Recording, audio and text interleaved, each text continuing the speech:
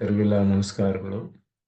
ಶ್ರೀನಿವಾಸ ಇತಿ ಶ್ರೇಷ್ಠದಯಾ ಪಾತ್ರಂ ಗುಣಾನ್ವಿತಃ ಕೌಶಿಕೋನಂತರಂಗಾರ್ಯ ಶಿರುಂ ವಿಜೇತಾಂ ಭುವಿ ನ್ಯಸ್ತಾತ್ಮೀಯಭರಂ ವರಪ್ರದಗುರೋ ವೈರಾಗ್ಯ ಭಾಗ್ಯೋರಧೌ ವೇದಾಂತಾಮೃತ ಸಾರವಂತಮನಘಾತ್ ಶ್ರೀನಿವಾಸಾತ್ ಗುರೋಃ ಶ್ರೀಶೈಲಾನ್ವಯಕೌಸ್ತುಭಸ್ಥಿತನಯಂ ಶ್ರೇಯೋನಿಧೇ ಶ್ರೀನಿಧೇಃ ವಂದೇ ಸಾಧುಕಟಾಕ್ಷಕೇಳನಿಲಯಂ ಶ್ರೀಕೃಷ್ಣಸದ್ದೇಶಿಕಂ ಶ್ರೀವಾಸರಂಗಪರಕಾಲಮುನಿತ್ರಯಾಪ್ತಲಕ್ಷ್ಮಾತ್ಮರಕ್ಷಣೇತಿ ತ್ವಯಿಗಾಗಮಾन्तम् आचार्यभक्तिपरिपूतमनर्घशीलं गोपालदेशिकमुनिं गुरुमाश्रयामः।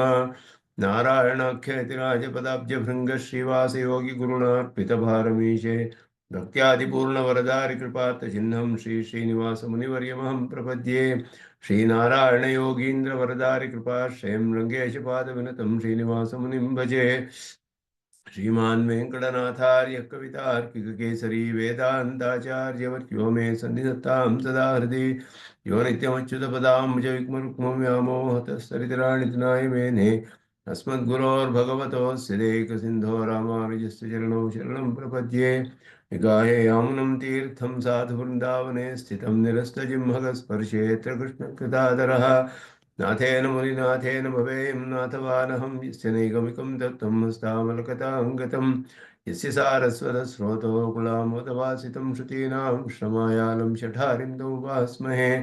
वन्दे वैकुण्ठसेनान्यं देवं सूत्रवतीसकं यद्वेत्र शिखरस्पन्दे विश्वमेतद्व्यवस्थितं सह धर्मचरीं शौरेः सम्मन्त्रितजगद्धितामनुग्रहमयीं वन्दे नित्यमज्ञातनिग्रहाम् कमप्याद्यं गुरुं वन्दे कमलागृहमेधिनं प्रवक्ता छन्दसां वक्ता पञ्चरात्रस्य स्वयं वसुदेवसुतं देवं कंसचाणूरमर्दनं देवकी परमानन्दं कृष्णं वन्दे जगद्गुरुं पार्थाय प्रतिबोधितां भगवता नारायणेन स्वयं व्यासेन ग्रथितां पुराणमुनिना मध्ये महाभारतम् अद्वैतामृतवर्षिणीं भगवतीमष्टादशाध्यायिनीम् अम्ब त्वामनुसन्दधामि भगवद्गीते भवद्वेषिणीम् यत्पदाम्बोरुहज्ञानविध्वस्ता शेषकल्मषः वस्तुतामुपयातोऽहं यामुनेयं नमाम्यहम् इति परिमृडो यद्गीतानामदर्शेदञ्जसा निगमपरिषन्नेदीयां संनिरामयमाशयं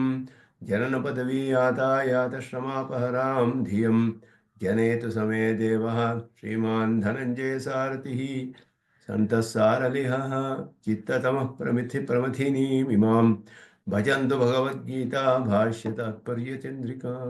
श्रीमते रामानुजाय नमः। श्रीमते महादेशिकाय नमः।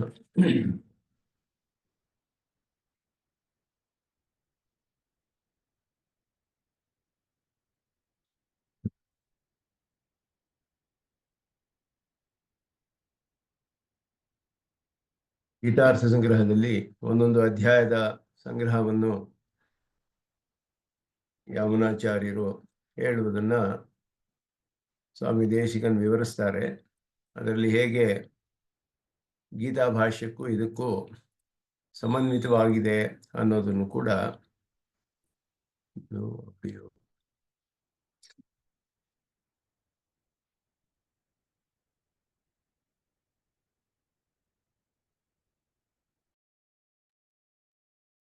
ಆಡಿಯೋ ಆನ್ ಆಗಿದೆ. ಈಗ ಆಡಿಯೋ ಬರ್ತಿರ್ಬೇಕು ಅಂತ ಅಂದ್ಕೊಂಡಿದ್ದೀನಿ.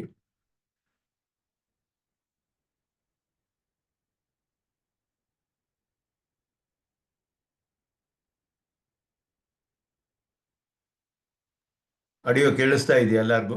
ಕೇಳಿಸ್ತಾ ಇದೆ. ಕೇಳಿಸ್ತಾ ಇದೆ.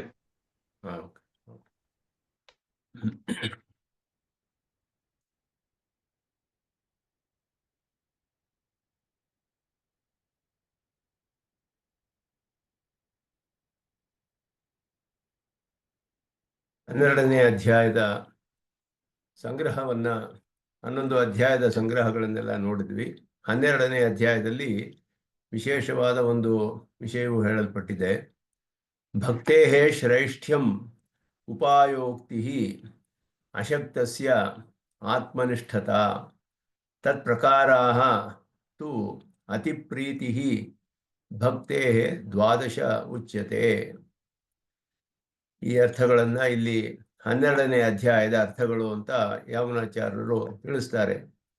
ಭಕ್ತೇಃ ಶ್ರೈಷ್ಠ್ಯಂ, ಇದರಲ್ಲಿ ಏನೇನು ಅರ್ಥಗಳಿದೆ ಅಂತ ಹೇಳಿದ್ರೆ, ಆತ್ಮಪ್ರಾಪ್ತಿಗೆ ಸಾಧನವಾದ ಆತ್ಮೋಪಾಸನಕ್ಕಿಂತ ಭಕ್ತಿರೂಪವಾದ ಭಗವದುಪಾಸನೆ ಬೇಗನೆ ಸಾಧಿಸುತ್ತೆ ತನ್ನ ಫಲವನ್ನ ಅಂತ. ಅಂದರೆ ಅಕ್ಷರೋಪಾಸನೆ ಅಂತ ಹೇಳಿದೆ, ಕೈವಲ್ಯವನ್ನ ಪಡೆದುಕೊಳ್ಳೋಕ್ಕಿಂತ ಪರಮಾತ್ಮನನ್ನು ಪಡ್ಕೊಳ್ಳೋದು ಶೀಘ್ರವಾಗಿ ಪಡೆದುಕೊಳ್ಬಹುದು ಅಂತ ಒಂದು ಅರ್ಥ. ಉಪಾಸನೆ ಮಾಡೋಕ್ಕೆ ಆ ಉಪಾಯಗಳನ್ನೆಲ್ಲ ಹೇಳಿ, ಇದನ್ನು ಮಾಡಲು ಯಾರಿಗೆ ಸಾಮರ್ಥ್ಯವಿಲ್ವೋ ಅವರು ಆತ್ಮನಿಷ್ಠತೆಯನ್ನು ಪಡೆದುಕೊಳ್ಬೇಕು ಅಂತ ಕರ್ಮಯೋಗಾದಿಗಳನ್ನೇ ಹೇಳಿದೆ. ಇದು ಒಂದು ಸ್ವಲ್ಪ ವಿಶೇಷವಾಗಿದೆ. ಇದರಲ್ಲಿ ನಾನು ಸೇವ್ ಮಾಡೋದನ್ನೋ ಇಲ್ವೋ ಗೊತ್ತಿಲ್ಲ.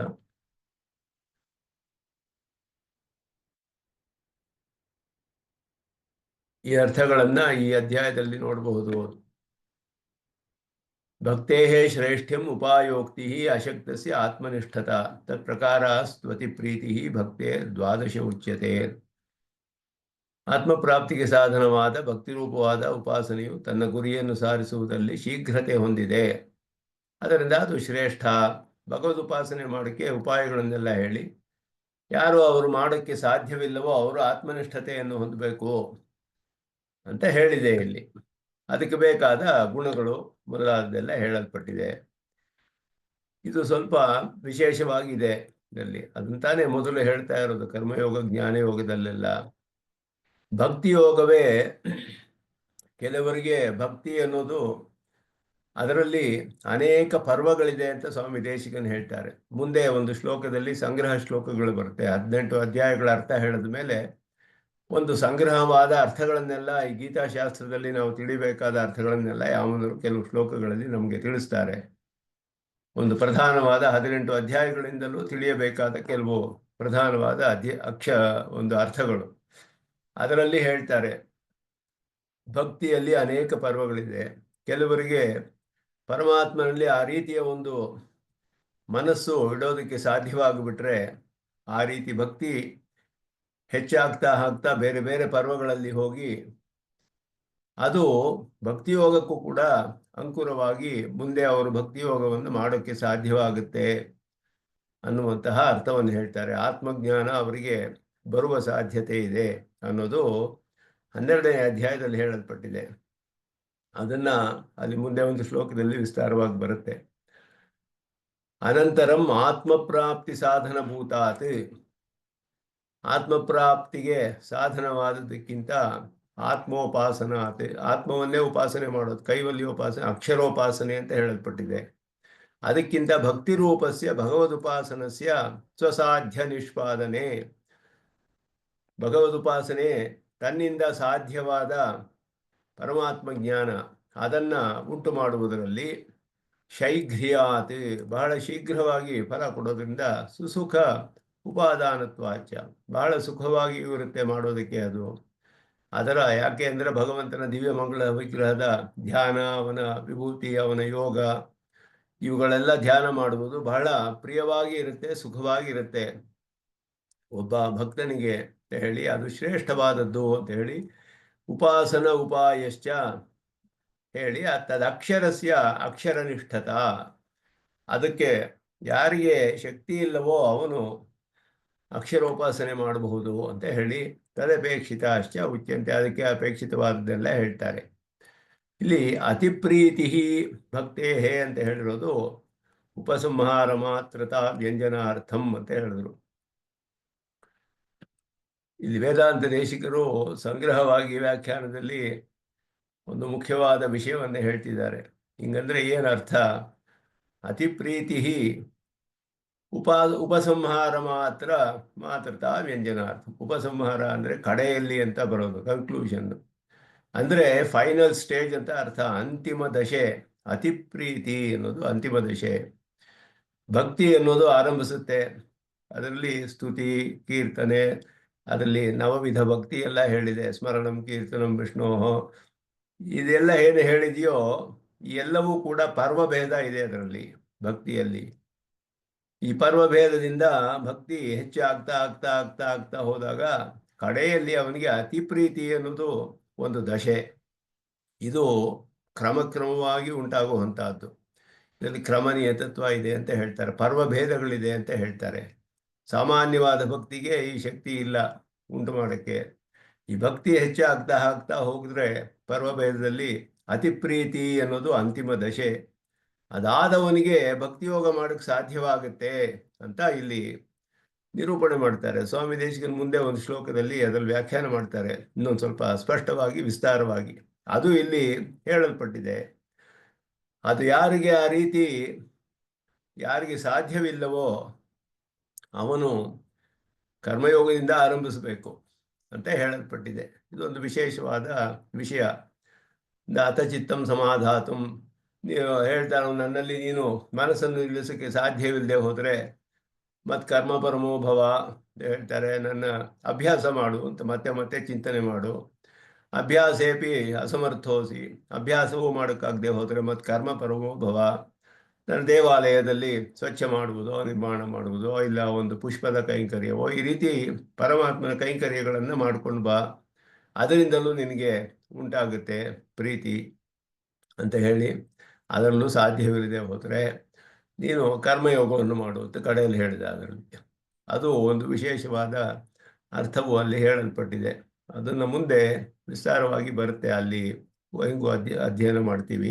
ಇಲ್ಲಿಯೂ ಒಂದು ಶ್ಲೋಕದಲ್ಲಿ ಸ್ವಲ್ಪ ಸ್ವಾಮಿ ದೇಶಿಕನ್ ವಿಸ್ತಾರವಾಗಿ ತಿಳಿಸ್ತಾರೆ ಅದನ್ನು ಇಲ್ಲಿ 2 ಶ್ಲೋಕಗಳಿಂದ ಹೇಳಲ್ಪಟ್ಟಿದೆ. ಉಪಾಯೋಕ್ತಿ ಅಂತ ಹೇಳ್ಬಿಟ್ಟು ಆ ರೀತಿ ಚಿತ್ತ ಸಮಾಧಾನ ಉಂಟಾಗಬೇಕಾದರೆ ಭಗವತಿ ಚಿತ್ತಂ ಸಮಾಧಾತು ಅಶಕ್ತಸ್ಯ ಭಗವದ್ಗುಣಾಭ್ಯಾಸ ಅಭ್ಯಾಸ ಅಂತ ಹೇಳಲ್ಪಟ್ಟಿದೆ. ಅಭ್ಯಾಸೇಪಿ ಅಸಮರ್ಥೋಸಿ, ಅದರಲ್ಲೂ ಇಲ್ಲದೆ ಹೋದರೆ ತತ್ರಾಪಿ ಅಶಕ್ತಸ್ಯ ಪ್ರೀತಿಪೂರ್ವಕ ಭಗವದ್ ಅಸಾಧಾರಣ ಕರ್ಮಕರಣಂ, ಭಗವಂತನ ಮತ್ಕರ್ಮ ಪರಮೋಭವ ಅಂತ ಹೇಳಿ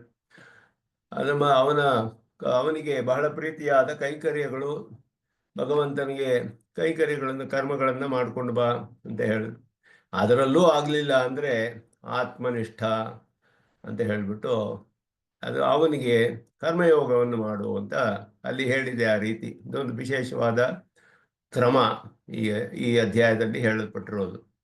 ತತ್ ಪ್ರಕಾರ ಅದಕ್ಕೆ ಕರ್ಮಯೋಗಕ್ಕೆ ಬೇಕಾದ ಅದ್ವೇಷ್ಟ ಸರ್ವಭೂತಾನಾಂ ಮೈತ್ರ ಕರುಣೇಯ ವಚ ಮೊದಲಾದದ್ದು ಹೇಳಲ್ಪಟ್ಟಿದೆ. ಆತ್ಮಗುಣಗಳೆಲ್ಲ ಹೇಳಲ್ಪಟ್ಟಿದೆ. ಉಪಾದೇಯ ಗುಣ ಪ್ರಕಾರ, ಆತ್ಮಗುಣಗಳು ಯಾವ್ಯಾವುದನ್ನು ರೂಢಿಸ್ಕೊಳ್ಬೇಕು ಅನ್ನೋದು ಹೇಳಲ್ಪಟ್ಟಿದೆ. ಅದಕ್ಕೆ ಇಲ್ಲಿ ಭಾಷ್ಯವು ಕೂಡ ಅವರು ಹೇಳ್ತಾರೆ, ಅನಭಿಸಂಹಿತ ಫಲ ಕರ್ಮನಿಷ್ಠಸ್ಯ ಉಪಾದೇಯಾನ್ ಗುಣಾನಾಹ ಅಂತ ಹೇಳ್ಬಿಟ್ಟು, ಕರ್ಮದ ಫಲದಲ್ಲಿ ಆಸೆ ಇಲ್ಲದೆ ಕರ್ಮಗಳನ್ನು ಮಾಡುವವನು ಅವನಿಗೆ ಯಾವ ಯಾವ ಆತ್ಮಗುಣಗಳನ್ನು ಅವನು ರೂಢಿಸಿಕೊಳ್ಬೇಕು ಅನ್ನೋದು ಹೇಳಲ್ಪಟ್ಟಿದೆ. ಅತಿ ಪ್ರೀತಿ ಭಕ್ತೇಹೇ ಅಂತ ಹೇಳೋದು ಏತು ಧರ್ಮ್ಯಾಮೃತಂ ಇದಂ ಅಂತ ಹೇಳ್ದಂಗೆ ಅಧ್ಯಾಯ ಅಂತಿಮ ಶ್ಲೋಕೇನ ಉಕ್ತ ಅಂದರು. ಇದು ಅಂತಿಮ ಪರ್ವ ಉಪಸಂಹಾರದ ಒಂದು ದೃಷ್ಟಿಯಿಂದ ಹೇಳಲ್ಪಟ್ಟಿದೆ ಅಂತ ಹೇಳಲ್ಪಟ್ಟಿದೆ. ಆದ್ದರಿಂದ ಇಲ್ಲಿ ಅಸ್ಮಾದ ಆತ್ಮನಿಷ್ಠಾತೆ ಭಕ್ತಿಯೋಗನಿಷ್ಠಸ್ಯ ಶ್ರೇಷ್ಠ್ಯಂ ಪ್ರತಿಪಾದೆಯನ್ನು ಯಥೋಕ್ತ ಕ್ರಮಂ ಉಪಸಂಹರತಿ ಅಂತ ಅಲ್ಲಿ ಹೇಳಲ್ಪಟ್ಟಿದೆ. ಅದನ್ನ ಇಲ್ಲಿ ಉಪಸಂಹಾರ ಅಂತ ಸ್ವಾಮಿ ದೇಶಿಕನ್ ಹೇಳ್ತಾರೆ. ಅದು 12ನೇ ಅಧ್ಯಾಯದ ಅರ್ಥಗಳು.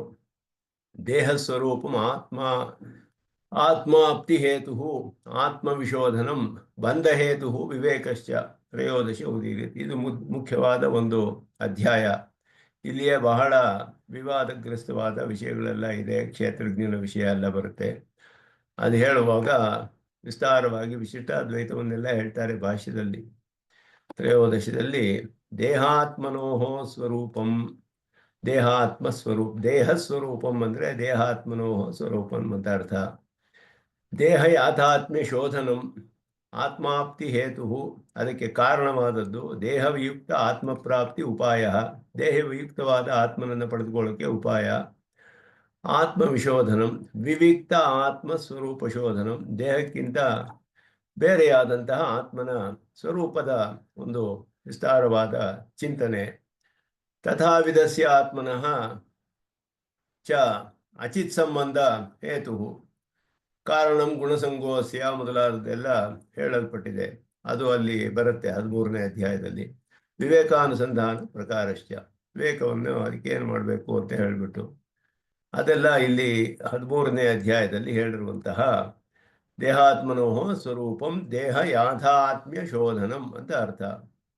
ಆತ್ಮಾಪ್ತಿ ಹೇತು ಅಂದ್ರು ಅಮಾನಿತ್ವ ಮದಂಬಿತ್ವ ಮೊದಲಾದ ಆತ್ಮಗುಣಗಳು ಕೂಡ ಅಲ್ಲಿ ಹೇಳಲ್ಪಟ್ಟಿದೆ. ಜ್ಞೇಯಂ ಎತ್ತತ್ ಪ್ರವಕ್ಷ್ಯಾಮಿ ಮೊದಲಾದ್ರಿಂದ ಆರಂಭಿಸಿ ಆತ್ಮನ ಸ್ವರೂಪವನ್ನೆಲ್ಲ ಹೇಳ್ತಾರೆ. ಬಂಧ ಹೇತು ಕಾರಣಂ ಗುಣಸಂಗೋಸ್ಯ, ಗುಣಗಳ ಸಂಘವೇ, ಅದರಲ್ಲಿ ಸಂಘ ಅಂದರೆ ಅಟ್ಯಾಚ್ಮೆಂಟ್, ಅತ್ಯಾಸಕ್ತಿ, ಅದರಿಂದಲೇ ಮತ್ತೆ ಮತ್ತೆ ಅದನ್ನೇ ಮಾಡೋಣ ಅಂತ ಹೇಳ್ಬಿಟ್ಟು ಇವನಿಗೆ ಬುದ್ಧಿ ಉಂಟಾಗುತ್ತೆ. ಅದುವೇ ಸಂಘ ಅಂತ ಹೇಳೋದು. ಆ ಸಂಘವನ್ನೇ ಬಿಡಬೇಕು ಅಂತಾನೆ ಗೀತೆಯಲ್ಲಿ ಪೂರ್ಣವಾಗಿ ಉಪದೇಶ ಇರೋದು. ಅದರಿಂದ ಫಲ ಬಂದೇ ಬರುತ್ತೆ, ಯಾವುದಾದ್ರೂ ಕರ್ಮಗಳು ಮಾಡಿದ್ರೆ ಫಲ ಬರುತ್ತೆ. ಆದರೆ ಆ ಫಲದಲ್ಲಿ ಆಸಕ್ತಿ ಇಲ್ಲದೆ ಇರೋ ಹಾಗೆ ಮಾಡಬೇಕು. ಆಸಕ್ತಿ ಇದ್ದರೆ ಆ ಫಲವನ್ನು ಅನುಭವಿಸ್ತಾನೆ. ಅನುಭವಿಸಿದ್ರು ಕೂಡ ಆಸಕ್ತಿ ಅದರಲ್ಲಿ ಇರೋದಿಲ್ಲ, ಸಂಘವಿರೋದಿಲ್ಲ. ಸಂಘವಿದ್ದರೆ ಮತ್ತೆ ಇದೇ ಫಲ ಅನುಭವಿಸೋಣ ಅನ್ನೋ ಆಸೆ ಬರುತ್ತೆ. ಅದಿಲ್ಲದೆ ಅನುಭವಿಸಬೇಕು. ಅದನ್ನು ಕಾಳಿದಾಸನು ಹೇಳ್ತಾನೆ, ನಮ್ಮ ತಂದೆ ಉದಾಹರಿಸೋರು ಯಾವಾಗಲೂ ದಿಲೀಪನ ವಿಷಯದಲ್ಲಿ ಹೇಳುವಾಗ ರಘುವಂಶದಲ್ಲಿ, ಅಸಕ್ತ ಸುಖಮನ್ವಭೂತ್ ಅಂತ ಹೇಳ್ಬಿಟ್ಟು, ಅವನು ಸುಖವನ್ನು ಅನುಭವಿಸದನ್ನುತ್ತೆ. ಸುಖ ಅನುಭವಿಸದ, ಹೇಗೆ ಅನುಭವಿಸ್ದ ಅಂದರೆ ಆಸಕ್ತ. ಸುಖವನ್ನೇ ಅನುಭವಿಸಬಾರ್ದು ಅಂತಲ್ಲ, ಕೆಲವು ಕರ್ಮಗಳಿಗೆ ಸುಖ ಬಂದೇ ಬರುತ್ತೆ, ದುಃಖವೂ ಬರುತ್ತೆ, ಅನುಭವಿಸ್ತಾರೆ. ಆದರೆ ಅದನ್ನು ಅಸಕ್ತ ಸುಖಮನ್ವಭೂತ್, ಆಸಕ್ತಿ ಇಲ್ಲದೆ ಸಂಘರಹಿತವಾಗಿ ಮಾಡಬೇಕು. ಆ ಸಂಘವೇ ಇವನನ್ನು ಬಂಧಿಸೋದು, ಕಾರಣವಾಗೋದು. ಕಾರಣಂ ಗುಣಸಂಗ ಅಸ್ಯ ಸದಸದ್ಯೋನಿ ಜನ್ಮಸು ಅನ್ನೋದು ಅದರಲ್ಲಿ ಹೇಳಲ್ಪಟ್ಟಿದೆ. ಕಾರಣ, ಬಂಧಕ್ಕೆ ಕಾರಣವಾದದ್ದು ಅದೆಲ್ಲವೂ ಕೂಡ 13ನೇ ಅಧ್ಯಾಯದಲ್ಲಿ ಹೇಳಲ್ಪಟ್ಟಿದೆ. 14ರಲ್ಲಿ ಗುಣಬಂಧ ವಿಧಾತೇಷಾಂ ಕರ್ತೃತ್ವಂ ತನ್ನಿವರ್ತನಂ ಗತಿತ್ರಯ ಸ್ವಮೂಲತ್ವಂ ಚತುರ್ದಶ ಉದೀರ್ಯತೆ. ಪ್ರಕೃತಿ ವಿಶೋಧನ ರೂಪತೆಯ ಸಂಗತಿಪೂರ್ವಕಂ ಭಾಷ್ಯ, ಇಲ್ಲಿ ಭಾಷ್ಯವನ್ನೇ ಹೇಳ್ತಾರೆ. ಇಲ್ಲಿ ಪ್ರಕೃತಿ ಪುರುಷರಿಗೆ ಅನ್ಯೋನ್ಯ ಸಂಸೃಷ್ಟವಾದದ್ದು, ಸ್ವರೂಪ ಯಾಥಾತ್ಮ್ಯವನ್ನೆಲ್ಲ ತಿಳಿದವನು, ಅಮಾನಿತ್ವ ಮೊದಲಾದ ಗುಣಗಳಿಂದ ತನ್ನ ಆತ್ಮಗುಣವನ್ನು ಹೊಂದಿರುವವನು, ಭಗವದ್ಭಕ್ತಿ ಅನುಗೃಹೀತೈ ಬಂಧಾತ್ ಮುಚ್ಯತೆ, ಬಂಧಗಳಿಂದ ಬಿಡಿಸ್ಕೊಳ್ತಾನವನು ಹೇಳಿ. ಬಂಧಗಳೆಲ್ಲ ಯಾವುದು ಅಂದರೆ ಪೂರ್ವ ಸತ್ವಾದಿ ಗುಣಮಯ ಸುಖಾದಿ ಸಂಘ, ಹಿಂದೆ ಬಂದೆ ಮಾಡಿದಂತಹ ಗುಣಗಳ ಒಂದು ಸಂಘವೇ, ಅದೆಲ್ಲ ಹೇಳಿ. ಕಾರಣಂ ಗುಣಸಂಗೋಸ್ಯ, ಇದೆಲ್ಲ ಅಲ್ಲಿ ಪ್ರವೇಶದಲ್ಲಿ ಹೇಳ್ತಾರೆ, ಚತುರ್ದಶ 14ನೇ ಅಧ್ಯಾಯದಲ್ಲಿ ಅದು ಹೇಳಿದಾಗ ಇಲ್ಲಿ ಹೇಳ್ತಾರೆ. ಇವಾಗ ಏನು ಯೋಚನೆ ಮಾಡಲ್ಪಡುತ್ತೆ ಅಂತ ಹೇಳಿದ್ರೆ, ಗುಣಾನಾಂ ಬಂಧ ಹೇತು ಪ್ರಕಾರ ಗುಣ ನಿವರ್ತನ ಪ್ರಕಾರಶ್ಚ ಉಚ್ಯತೆ. ಗುಣಬಂಧ ವಿಧಾಹ, ಹೇಗೆ ಅದು ಬಂಧಿಸುತ್ತೆ. ಗುಣಬಂಧ ವಿಧ ಅಂದರೆ ಗುಣ ಬಂಧಕ್ಕೆ ಕಾರಣವಾಗುವ ಪ್ರಕಾರಗಳು ಹೇಳಲ್ಪಡುತ್ತೆ.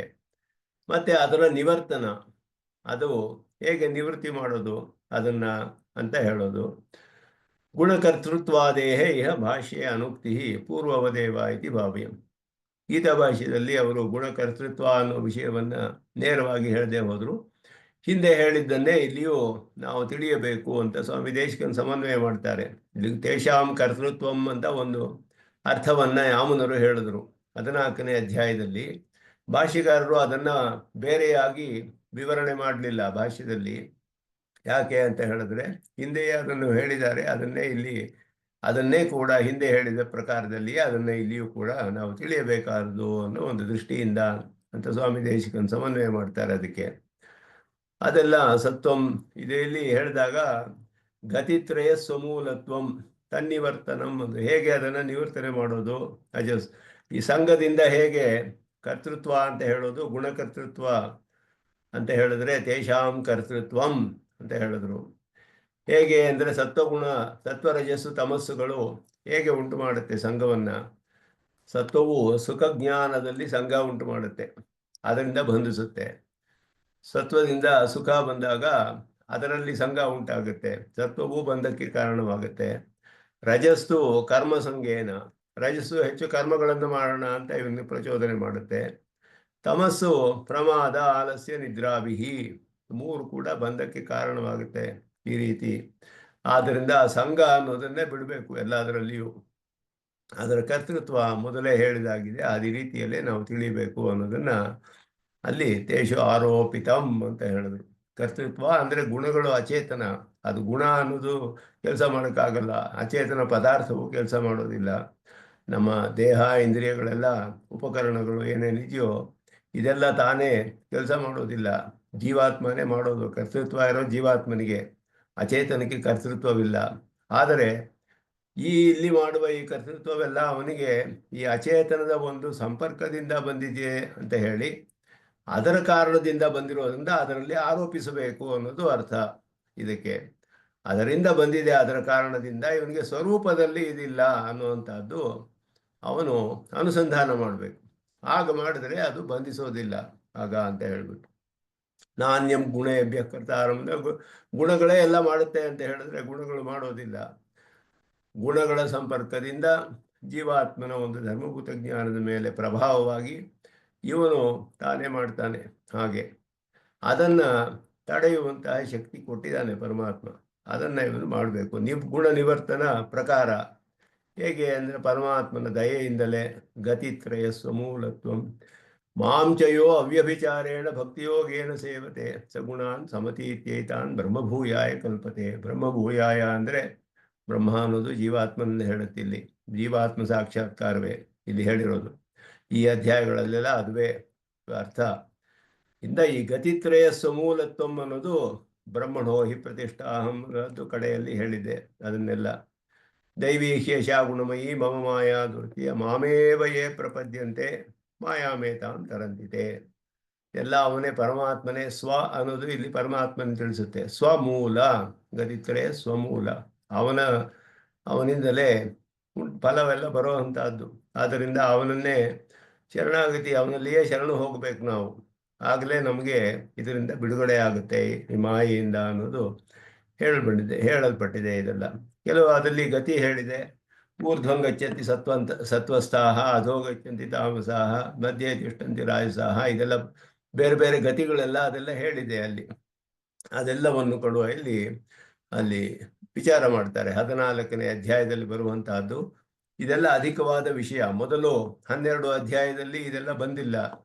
12 ಅಧ್ಯಾಯದಲ್ಲಿ ಹೇಳಿದ ವಿಷಯಗಳ ಬಗ್ಗೆ ಅಧಿಕವಾದ ಸಂಶೋಧನೆ. ಇಲ್ಲಿ ಪೂರ್ವಶೇಷ ಅಂತಿಮೋದಿತಂ ಅಂತ ಮೊದಲಿಗೆ ಸಂಗ್ರಹ ಮಾಡಿದ್ರು 3ನೇ ಷಟ್ಕಕ್ಕೆ. ಅದನ್ನೆಲ್ಲ ಇಲ್ಲಿ ಗಮನಿಸಬಹುದು, ಹೇಗೆ ಆ ವಿಷಯಗಳೆಲ್ಲ ಇಲ್ಲಿ ಬರ್ತಾ ಇದೆ ಅಂತ ಹೇಳ್ಬಿಟ್ಟು. ಗುಣಗಳ ಒಂದು ಬಂಧನ, ಗುಣಗಳು ಹೇಗೆ ಕಾರಣವಾಗುತ್ತೆ, ಅದನ್ನು ಹೇಗೆ ನಿವರ್ತನೆ ಮಾಡೋದು, ಯಾವ ಯಾವ ಗತಿ ಬರುತ್ತೆ, ಹೇಗೆ ಬಂಧಿಸುತ್ತೆ, ಹೇಗೆ ಸಂಘವನ್ನು ಉಂಟು ಮಾಡುತ್ತೆ, ಈ ವಿಷಯಗಳೆಲ್ಲ ಅಲ್ಲಿ 14ನೇ ಅಧ್ಯಾಯದಲ್ಲಿ ಹೇಳಲ್ಪಟ್ಟಿದೆ ಅಂತ ಹೇಳಿದ್ರು. 15ನೇ ಅಧ್ಯಾಯದಲ್ಲಿ ಅಚಿನ್ಮಿಶ್ರಾತ್ ವಿಶುದ್ಧಾಚ ಚೇತನಾತ್ ಪುರುಷೋತ್ತಮ ವ್ಯಾಪನಾತ್ ಭರಣಾತ್ ಸ್ವಾಮ್ಯಾತ್ ಅನ್ಯ ಪಂಚದಿಶೋದಿತ. ಇದೇ ಶಬ್ದವನ್ನೇ ಭಾಷ್ಯಕಾರರು ಗೀತಾ ಭಾಷ್ಯದಲ್ಲಿ ಹೇಳ್ತಾರೆ. ವ್ಯಾಪನಾತ್, ಭರಣಾತ್, ಸ್ವಾಮ್ಯಾತ್, ಯಾಮನರು ಹೇಳಿದ ಶಬ್ದಗಳನ್ನೇ ಹಾಗೆಯೇ ಅದನ್ನು ಅಲ್ಲಿ ಹೇಳ್ತಾರೆ. ಈ ಅರ್ಥ ಪುರುಷೋತ್ತಮ ಯೋಗ ಅಂತ ಒಂದು ಹೆಸರು ಈ ಅಧ್ಯಾಯಕ್ಕೆ. ಬಹಳ ಪ್ರಧಾನವಾದದ್ದು ಪುರುಷೋತ್ತಮ ಅನ್ನೋದು. ಆರಂಭದಲ್ಲಿ ಗೀತಾ ಭಾಷ್ಯದಲ್ಲಿ ಹೇಳುವಾಗ ಪರಂಬ್ರಹ್ಮ ಪುರುಷೋತ್ತಮ ನಾರಾಯಣ ಅಂತ ಹೇಳಿ ಪುರುಷೋತ್ತಮ ಅಂತ ಹೇಳಿರುವಂತಹದ್ದು ಶ್ರುತಿಯಲ್ಲಿಯೂ ಹೇಳಲ್ಪಟ್ಟಿದೆ. ಸ ಉತ್ತಮ ಪುರುಷ ಅಂತ ಹೇಳುತ್ತೆ. ಉತ್ತಮ ಪುರುಷ ಅಂದರೆ ಪುರುಷೋತ್ತಮ ಅಂತ ಅರ್ಥ. ಸ ಉತ್ತಮ ಪುರುಷ, ಯಾರು ಸ್ವಪ್ನದಲ್ಲಿ ಎಲ್ಲವನ್ನು ಉಂಟು ಮಾಡ್ತಾನೆ ಅಂದರೆ ಪುರುಷೋತ್ತಮ ಅಂತ ಹೇಳುತ್ತೆ, ಶ್ರುತಿ ಹೇಳಿದೆ. ಆ ಪುರುಷೋತ್ತಮತ್ವವನ್ನು ಇಲ್ಲಿ ಸ್ಥಾಪನೆ ಮಾಡಲಾಗಿದೆ. ಅವನು ಎಲ್ಲದಕ್ಕಿಂತ, ಇದು ಯಾಮನರು ಹೇಳಿದ ಅರ್ಥ. ಅಲ್ಲಿ ಕ್ಷರಾಕ್ಷರ ಎರಡು ಹೇಳಿ ಬಂದಿದೆ. ಕ್ಷರ ಅಕ್ಷರ ಎರಡು. ಆದ್ದರಿಂದ ಕ್ಷರ ಯಸ್ಮಾತ್ ಕ್ಷರಮತೀತೋಹಂ ಅಕ್ಷರಾದಪಿ ಚೋತ್ತಮ ತಥೋ ಅಥೋಸ್ಮಿ ಲೋಕೆ ವೇದೇ ಚ ಪ್ರಥಿತಃ ಪುರುಷೋತ್ತಮ ಅಂತ ಬರುತ್ತೆ. ಅಲ್ಲಿ ಕ್ಷರ ಅಕ್ಷರ ಅಂತ 2 ಶಬ್ದ ಬರುತ್ತೆ. ಅಕ್ಷರ ಅಕ್ಷರಕ್ಕೆ ಹೇಗೆ ಅರ್ಥ ಮಾಡಬೇಕು ಅಂತ ಹೇಳಿದ್ರೆ ಇಲ್ಲಿ ಯಾಮನರು ಅದನ್ನು ಹೇಳ್ಬಿಟ್ಟಿದ್ದಾರೆ ಮೊದಲೇ. ಅದನ್ನೇ ಭಾಷ್ಯಕಾರರು ಮಾಡ್ತಾರೆ. ಅಚಿನ್ಮಿಶ್ರಾತ್ ಚೇತನಾತ್, ವಿಶುದ್ಧಾಚ ಚೇತನಾತ್. ಈ 2 ಅರ್ಥಗಳು ಕ್ಷರ ಅಕ್ಷರಕ್ಕೆ. ಕ್ಷರ ಅಂತ ಹೇಳಿದ್ರೆ ಬದ್ಧ ಪುರುಷ ಅಂತ ಅರ್ಥ. ಅಚಿನ್ಮಿಶ್ರನಾದ ಪುರುಷ, ಪ್ರಕೃತಿ ಸಂಬಂಧವನ್ನು ಹೊಂದಿರುವ, ಅಚೇತನವಾದ ಪ್ರಕೃತಿಯೊಡನೆ ಸಂಬಂಧ ಹೊಂದಿರುವ ಪುರುಷನು ಬದ್ಧ ಪುರುಷ ಅಂತ ಅರ್ಥ. ಅವನು ಕ್ಷರ ಶಬ್ದದಿಂದ ಹೇಳಲ್ಪಟ್ಟಿದ್ದಾನಲ್ಲಿ. ಅಕ್ಷರ ಅನ್ನೋದು ವಿಶುದ್ಧನಾದ ಪುರುಷ, ಪ್ರಕೃತಿ ವಿಯುಕ್ತನಾದವನು, ಅದನ್ನು ಬಿಟ್ಟವನು, ಅವನು ಅಕ್ಷರ. ಶ್ರುತಿ ಇದನ್ನು ಹೇಳುತ್ತೆ. ಅಜಾಮೇಕಾಂ ಲೋಹಿತಶುಕ್ಲಕೃಷ್ಣಾಂ ಬಕ್ವೀಂ ಪ್ರಜಾಂ ಜನಯಂತೀಗಂ ಸ್ವರೂಪಾಂ ಅಜೋಹ್ಯೇಕೋ ಜುಷಮಾಣೋ ನುಷೇತೆ ಜಹಾತ್ಯೇನಾಂ ಭುಕ್ತಭೋಗಾಮಜೋನ್ಯಃ. ಈ ಮಂತ್ರದಲ್ಲಿ ಅಜ ಅನ್ನೋದು ಒಂದು ಪ್ರಕೃತಿ. ಅಜಾ ಅಜಾಮೇನ ಲೋಹಿತ ಶುಕ್ಲ ಕೃಷ್ಣಾಂ, ಸತ್ವರಜಸ್ಸು ತಮಸ್ಸು, ಅದು ಮೂರು ಹೇಳಲ್ಪಟ್ಟಿದೆ. ಶುಕ್ಲವರ್ಣ, ಶ್ವೇತವರ್ಣ ಮೊದಲಾದದ್ದು, ಕೃಷ್ಣವರ್ಣ. ಸತ್ವ ರಜಸ್ಸು ತಮಸ್ಸು ಮೂರು ಗಣುಗಳನ್ನುಳ್ಳ ಅಜಾ ಅನ್ನುವಂತಹ ಜನ್ಮರಹಿತವಾದದ್ದು, ಅದು ನಿತ್ಯವಾದದ್ದು ಪ್ರಕೃತಿ. ಆ ಪ್ರಕೃತಿ ತನಗೆ ಸ್ವರೂಪವಾದ ಎಲ್ಲವನ್ನು ಉಂಟು ಮಾಡ್ತಾ ಇದೆ ಅಂತ ಹೇಳುದು. ಪ್ರಕೃತಿ ಪರಿಣಾಮವಾಗಿ ಲೋಕದಲ್ಲಿ ಎಲ್ಲ ಪ್ರಾಕೃತ ಪದಾರ್ಥಗಳು, ಇವನಿಗೆ ಎಲ್ಲ ಭೋಗ್ಯವಾದದ್ದು, ಭೋಗಸ್ಥಾನ, ಭೋಗೋಪಕರಣ ಎಲ್ಲ ಪ್ರಾಕೃತವಾದ ಪದಾರ್ಥಗಳು ಈ ಪ್ರಕೃತಿ ಮಂಡಲದಲ್ಲಿ. ಜೀವನಿಗೆ ನಾವು ಮಾಡುವ ಊಟ ಆಗಲಿ, ನೀರಾಗಲಿ, ಎಲ್ಲ ನೋಡುವ ಪದಾರ್ಥ, ಕೇಳುವ ವಿಷಯಗಳು ಎಲ್ಲವೂ ಪ್ರಕೃತಿಯ ಪರಿಣಾಮಗಳು. ಇದೆಲ್ಲ ಶಬ್ದ, ಸ್ಪರ್ಶ, ರೂಪರಸ, ಗಂಧ, ಇದೈದು ಪಂಚಭೂತಗಳ ಗುಣಗಳು. ಎಲ್ಲ ನಮಗೂ ಅನುಭವಿಸುವ ವಿಷಯಗಳೆಲ್ಲ ಐದುವೇ ವಿಷಯಗಳೇ ಇಲ್ಲಿರೋದೆಲ್ಲ. ಇಂದ್ರಿಯಗಳ ಮೂಲಕ ಎಲ್ಲ ನಾವು ಅನುಭವಿಸ್ತೀವಿ. ಇದೆಲ್ಲ ಪ್ರಾಕೃತ ವಿಷಯಗಳು. ಇದಕ್ಕೆ ತನ್ನ ಸ್ವರೂಪವಾದ ಎಲ್ಲ ತ್ರಿಗುಣಾತ್ಮಕವಾದ ವಿಷಯಗಳನ್ನೆಲ್ಲ, ಎಲ್ಲವೂ ತ್ರಿಗುಣಾತ್ಮಕ. ಮೂಲ ಪ್ರಕೃತಿ ಎನ್ನುವುದು ಎಲ್ಲದಕ್ಕೂ ಮೂಲ. ಅದು ಪ್ರೈಮಾರ್ಡಿಯಲ್ ಮ್ಯಾಟರ್ ಅಂತ ಹೇಳ್ತೀವಿ, ಮೂಲ ಪ್ರಕೃತಿ. ಅದರಿಂದಲೇ ಎಲ್ಲ ಉಂಟಾಗಿರೋದು. ಮಹತ್ವ, ಅಹಂಕಾರ, ಇಂದ್ರಿಯಗಳೇನು, ಪಂಚಭೂತಗಳೇನು, ಈ ದೇಹ, ಇಂದ್ರಿಯ ಎಲ್ಲವೂ, ಶರೀರ, ಮನಸ್ಸು ಎಲ್ಲವೂ ಕೂಡ ಪ್ರಕೃತಿಯ ಪರಿಣಾಮ. ಎಲ್ಲವೂ ತ್ರಿಗುಣ. ಎಲ್ಲದರಲ್ಲೂ ಸತ್ವರಜಸ್ ತಮಸ್ಸಿದೆ. ನಮ್ಮ ಮನಸ್ಸಿನಲ್ಲೂ ಸತ್ವರಜಸ್ ತಮಸ್ಸಿದೆ, ಇಂದ್ರಿಯಗಳಲ್ಲೂ ಇದೆ, ದೇಹದಲ್ಲೂ ಇದೆ, ಎಲ್ಲದರಲ್ಲಿಯೂ ಇದೆ. ಈ ಎಲ್ಲವೂ ಕೂಡ ಈ ರೀತಿ ಪದಾರ್ಥಗಳನ್ನು ಪ್ರಕೃತಿ ಸೃಷ್ಟಿ ಮಾಡುತ್ತೆ ಅಂತ ಹೇಳಿದೆ. ಪರಮಾತ್ಮನ ಅಂತರ್ಯಾಮಿಯಾಗಿ ಅದರಲ್ಲಿ ಪರಿಣಾಮ ಉಂಟು ಮಾಡ್ತಾನೆ ಅಂತ ಅರ್ಥ. ಬ್ರಹ್ಮಾತ್ಮಕವಾದ ಪ್ರಕೃತಿ ಅದು ತನಗೆ ಸ್ವರೂಪವಾದ ಪ್ರಜೆಗಳನ್ನು ಸೃಷ್ಟಿ ಮಾಡುತ್ತೆ ಅಂತ ಶ್ರುತಿ ಹೇಳುತ್ತೆ. ಅದಾದ ಮೇಲೆ ಅಜೋ ಹ್ಯೇಕೋ ಜುಷಮಾಣೋ ನುಷೇತೆ, ಅಜೋ ಹ್ಯೇಕೋ ಜುಷಮಾಣೋ ನುಷೇತೆ, ಅಜಃ ಹಿ ಏಕಃ. ಮೊದಲು ಹೇಳಿದ ಅಜ ಅನ್ನೋದು ಸ್ತ್ರೀಲಿಂಗ ಶಬ್ದ, ಪ್ರಕೃತಿ ಅನ್ನೋದು ಸ್ತ್ರೀಲಿಂಗ ಶಬ್ದ. ಅಜಃ ಅನ್ನೋದು ಬದ್ಧ ಪುರುಷನನ್ನೇ ಹೇಳುತ್ತೆ. ಒಬ್ಬ ಆ ಪ್ರಕೃತಿಯೊಡನೆ ಮಲಗಿ ಬಹಳ ಚೆನ್ನಾಗಿದೆ ಅಂತ ಅನುಭವಿಸ್ತಾ ಇದ್ದಾನಂತೆ. ವಿಷಮಾಣ ಅನುಷೇತೆ, ಪ್ರಕೃತಿಯೊಡನೆ ಮಲಗಿ ಪ್ರಕೃತಿಯನ್ನೆಲ್ಲ ಅನುಭವಿಸ್ತಾ ಇದ್ದಾನೆ. ಈ ಪ್ರಾಕೃತ ವಿಷಯಗಳನ್ನೆಲ್ಲ ಬಹಳ ಚೆನ್ನಾಗಿದೆ ಅಂತ ಹೇಳ್ಬಿಟ್ಟು ವಿಷಮಾಣ, ಬಹಳ ಪ್ರೀತಿಯಿಂದ ಅನುಭವಿಸ್ತಾ ಇದ್ದಾನೆ ಅವನು. ಇನ್ನೊಬ್ಬ ಅನ್ಯೋಹ ಅಜಃ ಜಹಾತಿ ಏನಾಂ ಭುಕ್ತ ಭೋಗಾಂ ಅನ್ಯಃ ಅಜಃ. ಭುಕ್ತ ಭೋಗಾಂ ಇದೆಲ್ಲ ಅನುಭವಿಸಿ, ಇದೆಲ್ಲ ಅನಿತ್ಯ, ಅನಶ್ವರ, ಇದು ತ್ಯಾಗ ಮಾಡಬೇಕಾದ್ದು, ಬಿಡಬೇಕಾದ್ದು ಅಂತ ಒಬ್ಬ ಜ್ಞಾನವನ್ನು ಪಡೆದುಕೊಂಡವನು ಭುಕ್ತ ಭೋಗಾಂ ಎಲ್ಲ ಅನುಭವಿಸಿ ಅದನ್ನ ತ್ಯಾಗ ಮಾಡ್ತಾನೆ. ಜಹಾತಿ, ಅವನು ಮುಕ್ತ. ಇಲ್ಲಿ ಪ್ರಕೃತಿ, ಬದ್ಧ, ಮುಕ್ತ ಮೂರು ಹೇಳಿದೆ. ಒಬ್ಬ ಪ್ರಕೃತಿಯನ್ನೆಲ್ಲ ಅನುಭವಿಸ್ತಾನೆ, ಪ್ರಕೃತಿ ಸಂಪರ್ಕದಿಂದ ಇನ್ನೊಬ್ಬ ಅದನ್ನು ಬಿಡ್ತಾನೆ. ಅದು ಇಲ್ಲಿ ಕ್ಷರ ಅಕ್ಷರ ಅಂತ ಇಲ್ಲಿ ಬದ್ಧ ಮುಕ್ತರು ಹೇಳಲ್ಪಟ್ಟಿದೆ. ಇದರಲ್ಲಿ ಯಾಮುನರ ಪ್ರಕಾರ ಇದು ಯಾಮುನರು ಅದನ್ನು ಸ್ಪಷ್ಟಪಡಿಸ್ತಾರೆ. ಅದನ್ನೇ ಭಾಷಿಕಾರರು ವ್ಯಾಖ್ಯಾನ ಮಾಡಿರೋದು. ಇದನ್ನ ಅಚಿನ್ಮಿಶ್ರಾತ್ ಚೇತನಾತ್ ವಿಶುದ್ಧಾಚ ಚೇತನಾತ್ ಪುರುಷೋತ್ತಮ ಅಂತ ಹೇಳಿ, ಅವನು ಪುರುಷೋತ್ತಮನು, ಬೇರೆಯಾದವನು. ಉತ್ತಮ ಪುರುಷಸ್ತು ಅನ್ಯ ಪರಮಾತ್ಮ ಇತಿ ಉದಾಹೃತ. ಪುರುಷೋತ್ತಮನು ಬೇರೆಯಾದವನು, ಭೇದ ಸ್ಪಷ್ಟವಾಗಿ ಹೇಳಲ್ಪಟ್ಟಿದೆ ಪುರುಷೋತ್ತಮ ಅಂತ ಹೇಳಿ.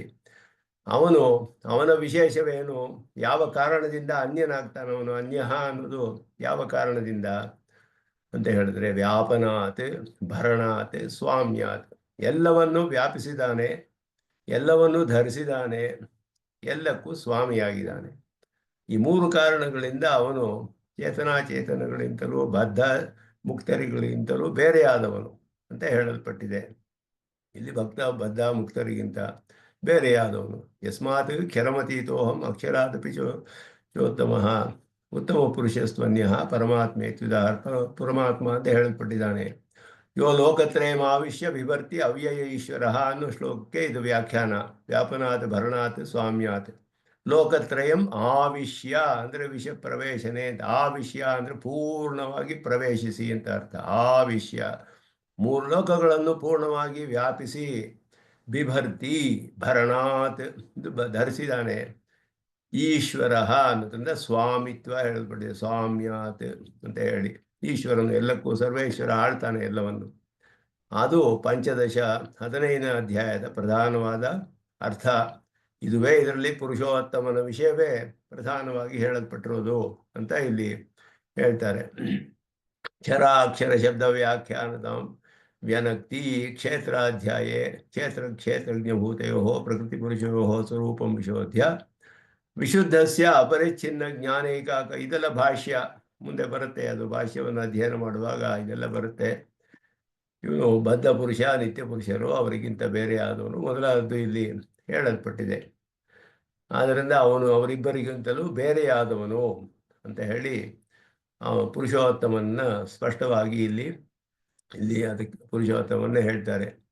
ವಿಭೂತಿಭೂತಾತ್ ಕ್ಷರ ಪುರುಷಾತ್ ಕ್ಷರಾಕ್ಷರ ಪುರುಷಾತ್ ಪುರುಷದ್ವಯಾತ್ ವಿಭೂತಿಭೂತಾತ್ ಅಂದರೆ ಪರಮಾತ್ಮನ ವಿಭೂತಿ. ಇವರೆಲ್ಲವೂ ಕೂಡ ಎಲ್ಲವೂ ವಿಭೂತಿಯಾದಂತಹ ಕ್ಷರಾಕ್ಷರ ಪುರುಷ ಇಬ್ಬರು ಯಾರು ಹೇಳಲ್ಪಟ್ಟರೋ ಅವರಿಗಿಂತ ನಿಖಿಲ ಹೇಯ ಪ್ರತ್ಯನೀಕ ಕಲ್ಯಾಣೈಕತಾನತೆಯ, ಅವನಿಗೆ ಯಾವ ಎಲ್ಲ ದೋಷಗಳಿಗೂ ದೂರವಾದ ಅದಕ್ಕೆ ವಿರುದ್ಧವಾದ ಸ್ವರೂಪ ಹೊಳ್ಳವನು. ನಿಖಿಲ ಹೇಯ ಪ್ರತ್ಯನೀಕ ಅಂತ ಹೇಳಿದ್ವಿ.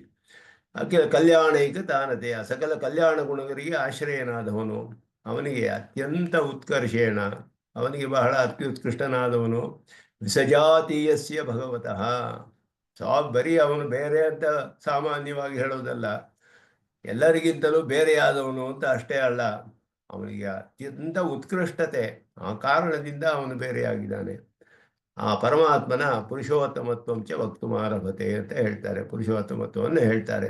ವ್ಯಾಪನ ಭರಣ ಸ್ವಾಮ್ಯಾನಿ ಯೋ ಲೋಕತ್ರಯಮಾವಿಷ ವಿಮರ್ತಿ ಇತಿ ಪ್ರತಿಪಾದಿತಾನಿ. ಅಂದ ಇದು ಪ್ರಾಧಾನ್ಯತಃ ಚಿದಚಿದ್ ಈಶ್ವರ ಸ್ವರೂಪ ತತ್ವತ್ರಯ ವಿಶೋಧನಂ ಕ್ರಮಾತ್ ಅಧ್ಯಾಯತ್ರವೇಣ ಕೃತಂ ಇತಿ ಅನುಸಂಧೇಯಂ. 13, 14, 15ರಲ್ಲಿ ಈ 3 ವಿಷಯಗಳು ಕ್ರಮವಾಗಿ ಹೇಳಲ್ಪಟ್ಟಿದೆ ಅಂತ ಹೇಳಿದ್ರು. ಏನು ಅಂತ ಹೇಳಿದ್ರೆ ಪ್ರಾಧಾನ್ಯತಃ ಚಿದಚಿದ್ ಈಶ್ವರ ಸ್ವರೂಪ, ಚಿತ್ ಅಚಿತ್ ಈಶ್ವರ, 3 ತತ್ವಗಳು ನಮ್ಮ ಸಿದ್ಧಾಂತದಲ್ಲಿ. ತತ್ವತ್ರಯ ವಿಶೋಧನಂ, 3 ಅಧ್ಯಾಯಗಳಲ್ಲಿ ಕ್ರಮವಾಗಿ ಅದರ ವಿಷಯದಲ್ಲಿ ಸ್ವಲ್ಪ ವಿಸ್ತಾರವಾದ ವಿಚಾರ ಮಾಡಲ್ಪಟ್ಟಿದೆ ಅನ್ನೋದನ್ನ ಇಲ್ಲಿ ಸ್ವಾಮಿ ದೇಶಿಕನ್ ಇಲ್ಲಿ ತಿಳಿಸ್ತಾರೆ ವ್ಯಾಖ್ಯಾನದಲ್ಲಿ. ಅದು 15ನೇ ಅಧ್ಯಾಯದ ಅರ್ಥ. 16ರಲ್ಲಿ ದೇವಾಸುರ ವಿಭಾಗೋಕ್ತಿ ಪೂರ್ವಿಕ ಶಾಸ್ತ್ರವಶ್ಯತ ತತ್ವಾನುಷ್ಠಾನ ವಿಜ್ಞಾನಸ್ಥೇಯನ್ನೇ ಷೋಡಶ ಉಚ್ಯತೆ. ಯಾಕೆ ಹೇಳಿದೆ ಅಂತಲೂ ಯಾಮನರು ತಿಳಿಸ್ತಾರೆ ಇಲ್ಲಿ. ದೇವಾಸುರ ವಿಭಾಗವನ್ನು ಹೇಳಿ ಅದಕ್ಕೆ ಅದರ ಮೂಲಕವಾಗಿ ಶಾಸ್ತ್ರವಶ್ಯತ ಬಹಳ ಪ್ರಧಾನವಾದ ವಿಷಯ ಹೇಳಲ್ಪಡುತ್ತೆ ಇಲ್ಲಿ. ನಮ್ಮ ಸಿದ್ಧಾಂತದಲ್ಲಿ ತುಂಬ ಮುಖ್ಯವಾದದ್ದು ಶಾಸ್ತ್ರವಶ್ಯತ್ವ ಅನ್ನೋದು ಯಾವ ಕಾಲದಲ್ಲಿಯೂ ಹೋಗೋದಿಲ್ಲ. ಇವನಿಗೆ ಪ್ರಪಂಚನಿಗೂ ಅಷ್ಟೇ, ಭಕ್ತಿಯೋಗಿಗೂ ಅಷ್ಟೇ ಶಾಸ್ತ್ರವಶ್ಯತ್ವ ಇದ್ದೇ ಇದೆ. ದೇಹ ಇರುವವರೆಗೂ ಅವನು ತನ್ನ ವರ್ಣಾಶ್ರಮ ಧರ್ಮಗಳನ್ನು ಬಿಡೋ ಹಾಗಿಲ್ಲ. ಶಾಸ್ತ್ರವಶ್ಯತ್ವ ಇದೆ ಅನ್ನೋದು ತಿಳಿಸ್ತಾರೆ ಇದರಲ್ಲಿ ಸ್ಪಷ್ಟವಾಗಿ. ಅದು ತತ್ವ ಅನುಷ್ಠಾನ ವಿಜ್ಞಾನ ಸ್ಥೇಯನ್ನೇ. ಯಾಕೆ ಅಂತ ಹೇಳಿದ್ರೆ ಅಥವಾ ಅನುಷ್ಠಾನಕ್ಕೂ ಅದರ ಜ್ಞಾನವು ಸ್ಥಿರವಾಗಿ ನಿಲ್ಲಬೇಕು ನಮ್ಮ ಮನಸ್ಸಿನಲ್ಲಿ, ಆ ದೃಷ್ಟಿಯಿಂದ ಹೇಳಲ್ಪಟ್ಟಿದೆ ಅಂತ ಹೇಳಿದ್ರು. ಯಾವ ಫಲಕ್ಕಾಗಿ ಅಂತ ಹೇಳ್ಬಿಟ್ಟು ಅದು ಭಾಷ್ಯ ಇಲ್ಲಿ ಹೇಳ್ತಾರೆ. ಗೀತಾ ಭಾಷ್ಯವನ್ನು ಸ್ವಾಮಿ ದೇಶಿಕನ್ ತೋರಿಸ್ತಾರೆ. ಈ ಅಧ್ಯಾರ್ಥಗಳೆಲ್ಲ ಹೇಗೆ ಭಾಷ್ಯಕಾರರು ಹೇಳಿದ್ದಾರೆ ಅಂತ ಹೇಳ್ಬಿಟ್ಟು. ಅನಂತರಂ ಉಕ್ತಸ್ಯ ಕೃಷ್ಣಸ್ಯ ಅರ್ಥಸ್ಯ ಸ್ಥೇಯಂನೇ, ಇದುವರೆಗೂ ಹೇಳಲ್ಪಟ್ಟ ಅರ್ಥಗಳ ಒಂದು ದೃಢತೆಗೆ ಮನಸ್ಸಿನಲ್ಲಿ ಸ್ಥಿರವಾಗಿ ನಿಲ್ಲಬೇಕು ನಮಗೆ. ಆ ಕಾರಣದಿಂದ ಶಾಸ್ತ್ರವಶ್ಯತಾಂ ವಕ್ತುಂ, ಶಾಸ್ತ್ರವಶ್ಯತ್ವ ಅನ್ನೋದು ಅಷ್ಟು ಮುಖ್ಯ ಅಂತ ಹೇಳೋದು. ಆದ್ದರಿಂದ ಅಶಾಸ್ತ್ರವಾದದ್ದು ಮಾಡೋ ಹಾಗಿಲ್ಲ. ಅಲ್ಲಿ ಪ್ರಧಾನವಾಗಿ ಮುಖ್ಯವಾಗಿ ಒಂದು ಪ್ರಶ್ನೆ ಕೇಳ್ತಾನೆ ಅರ್ಜುನ. ಏನು ಅಂದರೆ, ಒಬ್ಬ ಬಹಳ ಶ್ರದ್ಧೆಯಿಂದ ಮಾಡ್ತಾ ಇದ್ದಾನೆ ಈ ಲೋಕದ ಈ ಕಾಲದಲ್ಲಿ ನೋಡುವಂಥ ವಿಷಯ. ನಾವು ಎಲ್ಲೆಯೂ ಬಹಳ ಶ್ರದ್ಧೆ ಇರುತ್ತೆ, ತುಂಬ ಸಿನ್ಸಿಯರ್ ಆಗಿದ್ದಾರೆ, ಬಹಳ ಭಕ್ತಿ ಅವರಿಗೆ, ಬಹಳ ಪ್ರೀತಿಯಿಂದ ಮಾಡ್ತಾರೆ. ಆದರೆ ಶಾಸ್ತ್ರಕ್ಕೆ ವಿರುದ್ಧವಾಗಿ ಮಾಡ್ತಾ ಇದ್ದಾರೆ, ಅವ್ರಿಗೇನು ಗತಿ ಅಂತ ಅರ್ಜುನ ಕೇಳ್ದ. ನಮ್ಮ ತಂದೆ ತಮಾಷೆಗೆ ಹೇಳೋರು, ಒಬ್ಬ ಪರೀಕ್ಷೆಯಲ್ಲಿ ಏನು ಗೊತ್ತಿಲ್ಲ ಅವನಿಗೆ ಬರೆಯೋಕ್ಕೆ, ಆಮೇಲೆ ಅವನಿಗೆ 0 ಮಾರ್ಕ್ ಕೊಟ್ರಂತೆ. ಹ್ಯಾಂಡ್ ರೈಟಿಂಗ್ ಆದರೂ ಒಂದು 5 ಮಾರ್ಕ್ಸ್ ಕೊಡಬಾರ್ದೆ ಅಂತ ಕೇಳಿದ್ನಂತೆ ಅವನು. ಹ್ಯಾಂಡ್ ರೈಟಿಂಗ್ಗಾದ್ರೂ ಕೊಡಬಾರ್ದೆ 5 ಮಾರ್ಕು ಅಂತ. ಹಾಗೆ ಬಹಳ ಶ್ರದ್ಧೆ ಇದೆ. ಎಲ್ಲ ಅಶಾಸ್ತ್ರೀಯವಾದ ಕರ್ಮ ಮಾಡ್ತಿದ್ದಾರೆ, ಆದರೆ ಬಹಳ ಶ್ರದ್ಧೆಯಿಂದ ಮಾಡ್ತಿದ್ದಾರೆ. ಕೃಷ್ಣ ಅದಕ್ಕೆ ಉತ್ತರವೇ ಕೊಡಲಿಲ್ಲ. ಕಡೆಯಲ್ಲಿ ಹೇಳ್ತಾನೆ, ನಾನು ಹೇಳಿದ ಈ ವಿಭಾಗ ಎಲ್ಲ ಸತ್ವ ರಜಸ್ಸು ತಮಸ್ಸು ಅನ್ನೋ ವಿಭಾಗ, ಕರ್ಮದಲ್ಲಿ, ತಪಸ್ಸಿನಲ್ಲಿ, ಇದರಲ್ಲಿ, ದಾನದಲ್ಲಿ, ಯಜ್ಞ ದಾನ ತಪಸ್ಸು, ಇದರಲ್ಲೆಲ್ಲ 3 ವಿಭಾಗವನ್ನೇ ಹೇಳ್ತಾನೆ. ಯಾವುದು ಸಾತ್ವಿಕ ಯಜ್ಞ, ತಾಮಸ ರಾಜಸ, ಸಾತ್ವಿಕವಾದ ದಾನ, ರಾಜಸ ತಾಮಸ, ಈ 3 ವಿಭಾಗವನ್ನೆಲ್ಲ ಹೇಳ್ಕೊಂಡು ಬಂದ ಕಡೆಯಲ್ಲಿ ಇದೆಲ್ಲವೂ ಶಾಸ್ತ್ರದಲ್ಲಿ ಹೇಳಿದ ವಿಷಯಗಳಿಗೆ ಮಾತ್ರವೇ ಅನ್ವಯಿಸುತ್ತೆ ಅಂತ ಹೇಳಿದ. ಶಾಸ್ತ್ರಕ್ಕೆ ಹೊರಗಡೆ ಏನು ಮಾಡೋ ಹಾಗಿಲ್ಲ.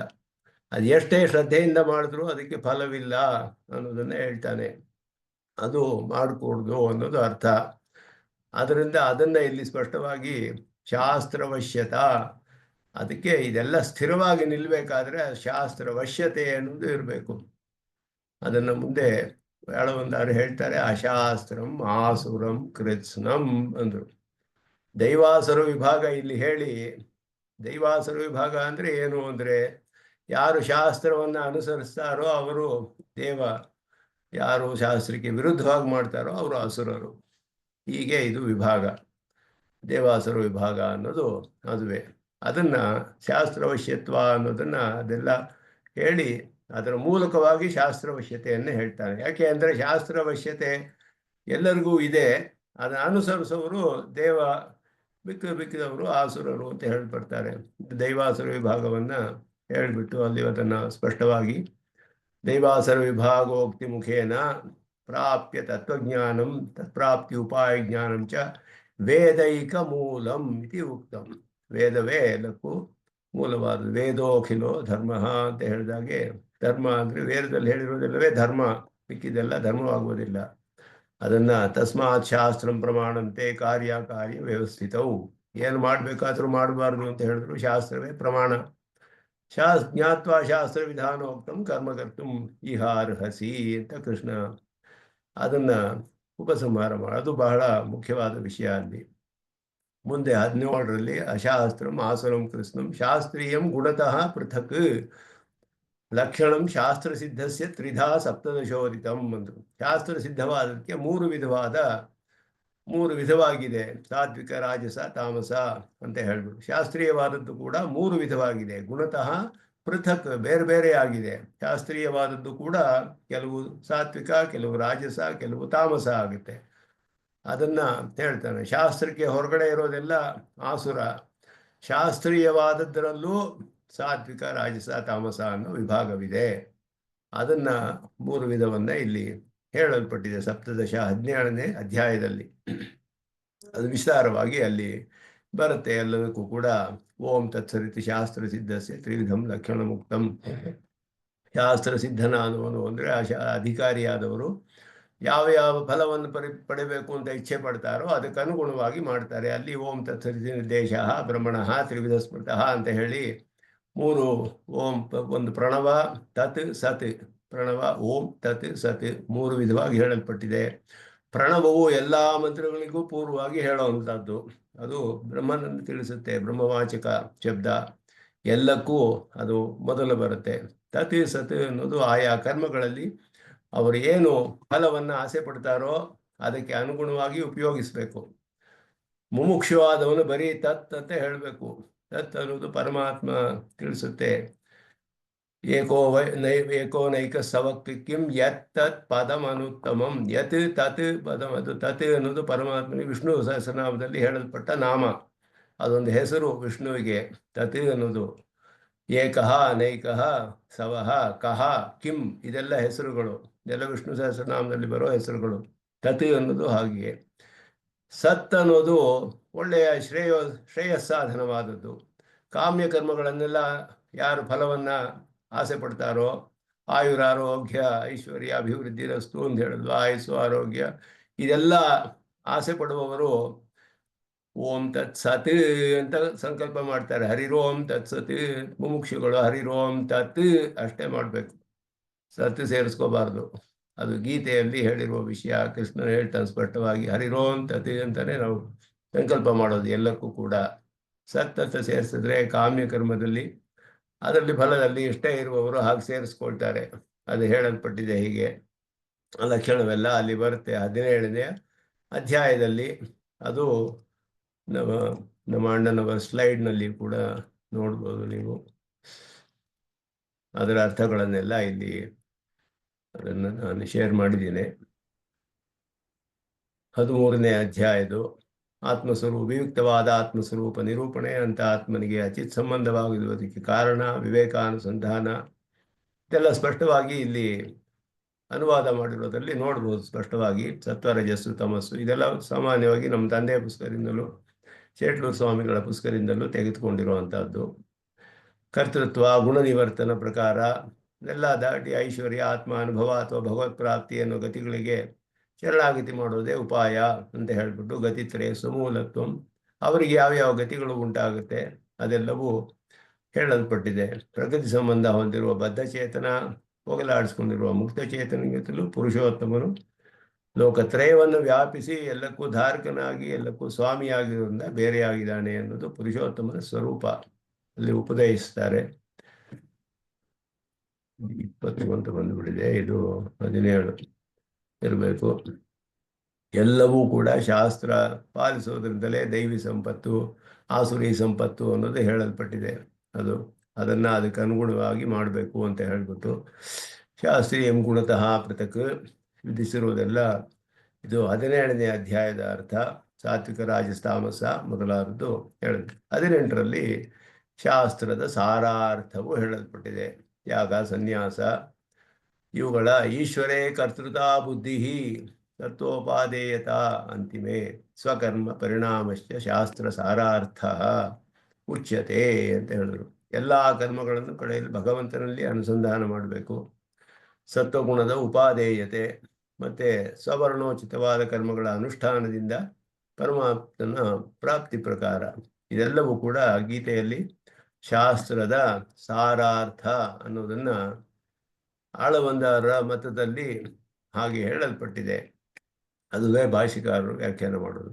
ಈಶ್ವರೇ ಕರ್ತೃತಾ ಬುದ್ಧಿ ಸತ್ವೋಪಾದೇಯತ ಅಂತಿಮೆ ಸ್ವಕರ್ಮ ಪರಿಣಾಮಶ್ಚ ಶಾಸ್ತ್ರ ಸಾರಾರ್ಥ ಉಚ್ಯತೆ. ಸ್ವಕರ್ಮ ಅಂದರೆ ತಮ್ಮ ಧರ್ಮ ವರ್ಣಾಶ್ರಮ ಧರ್ಮಗಳು. ಅದನ್ನೆಲ್ಲ ಇಲ್ಲಿ 18ನೇ ಅಧ್ಯಾಯದಲ್ಲಿ ಪ್ರಧಾನವಾಗಿ ಚರ್ಮಶ್ಲೋಕ ಅಂತ ನಾವೇನು ಹೇಳ್ತೀವೋ ಕಡೆಯಲ್ಲಿ ಬರೋದು. ಅರ್ಜುನನು ಈ ಭಕ್ತಿಯೋಗದ ವಿಷಯ ಎಲ್ಲ ಕೇಳಿದ. ಕರ್ಮಯೋಗ, ಜ್ಞಾನಯೋಗ, ಭಕ್ತಿಯೋಗ.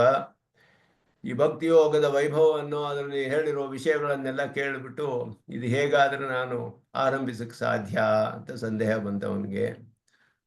ಆರಂಭಿಸಿದ ಮೇಲೆ ಎಷ್ಟು ಕಾಲ ಮಾಡಬೇಕು, ಅದು ಹೇಗೆ ಮುಗಿಯುತ್ತೆ ನಮ್ಮ ಎಲ್ಲದಕ್ಕೂ ಒಂದು ಉಪಾಯವನ್ನು ಹೇಳ್ತೀನಿ ನಾನು. ಕೃಷ್ಣನ್ ನನಗೆ ಶರಣಾಗತಿ ಮಾಡು, ನಿನಗೆ ಆರಂಭಕ್ಕೆ ಇರುವ ಪ್ರತಿಬಂಧಕಗಳನ್ನೆಲ್ಲ ನಾಶ ಮಾಡ್ತೇನೆ, ಆರಂಭಿಸಿದ ಮೇಲೆ ಮುಗಿಯೋದಕ್ಕೆ ಇರುವ ಪ್ರತಿಬಂಧಕಗಳನ್ನು ನಾಶ ಮಾಡ್ತೇನೆ, ಎಲ್ಲದಕ್ಕೂ ನನಗೆ ಶರಣಾಗತಿ ಮಾಡು ಅಂತ ಹೇಳಿದ. ಒಂದೊಂದು ಹೆಜ್ಜೆಯಲ್ಲೂ ಶರಣಾಗತಿ ಮಾಡಿಯೇ ಮುಂದುವರಿಬೇಕು.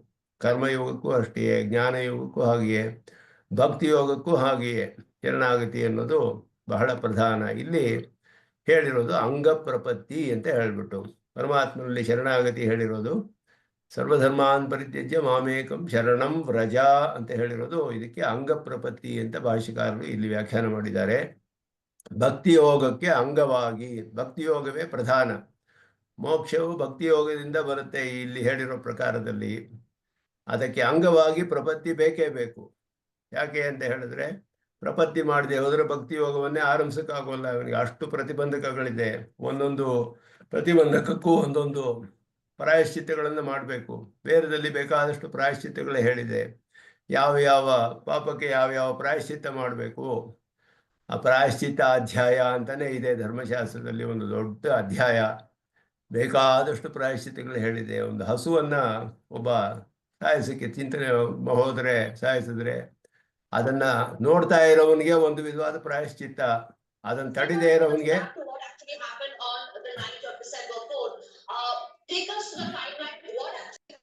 ಅದನ್ನು ತಡಿದೇ ಇರೋವನಿಗೆ ಇನ್ನೊಂದು ವಿಧವಾದ ಪ್ರಾಯಶ್ಚಿತ್ತ, ಅದನ್ನು ಅನುಮೋದಿಸಿದವನಿಗೆ ಇನ್ನೊಂದು ವಿಧವಾದ ಪ್ರಾಯಶ್ಚಿತ್ತ.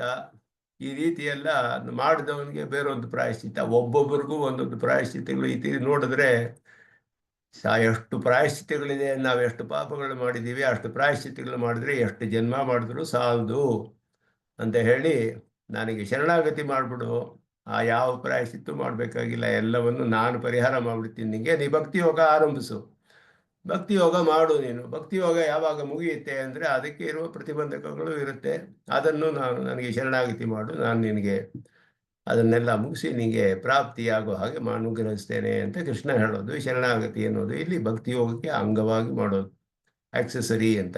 ಶರಣಾಗತಿ ಗದ್ಯದಲ್ಲಿ ಭಕ್ತಿ ಯೋಗವನ್ನೇ ಮೋಕ್ಷಕ್ಕೆ ಅವರು ಅನುಷ್ಠಾನ ಮಾಡಿದ್ದಾರೆ, ಮಾಡಿ ಉಪದೇಶ ಮಾಡಿದ್ದಾರೆ. ನೇರವಾಗಿ ಶರಣಾಗತಿಯನ್ನು ಮೋಕ್ಷಕ್ಕೂ ಕೂಡ ಉಪಯೋಗಿಸಬಹುದು.